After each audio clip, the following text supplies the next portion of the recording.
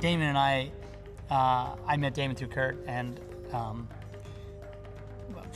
again, like about 8 years ago, and Damon used to train me, and I always knew he was like doing movies, and I mean, it's just amazing that it's worked out, that now it's like he's like putting these fights together, and he's in charge of it, and it's just really cool, because you know, he's just awesome at what he does. I mean, you know, he's a full instructor at the International Academy. He's like all the disciplines he knows, Kali and JKD, anything you can think of, he's a master of it. Historically, there's really nothing that classifies, or there's no record of the actual tactics that they use or the techniques.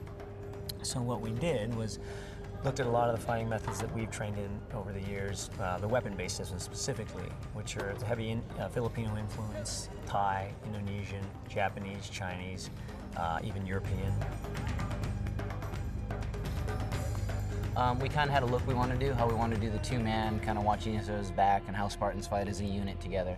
We kind of took that idea and kind of just grabbed some things we liked from Kali, from our Eskrima, from our Nice, from kickbox, from the other martial arts we know, and then kind of made some stuff up from there. Live blade techniques that have been performed over the years through a lot of the people we've trained with, who've actually fought live blade versus live blade, or spear or sword, and all these things throughout Southeast Asia. A lot of the arts we pulled from. Just tried to make a interesting blend with a combative base.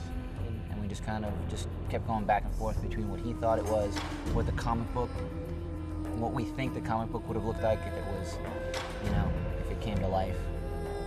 With the amount of battle scenes we have, I mean, Zach's one of those guys that leads from the front. So if he runs out of energy, we run out of energy. When you're doing battle scenes every day, running up and down the set, fighting every minute of the day, it helps to have a director that's very, very energetic about that.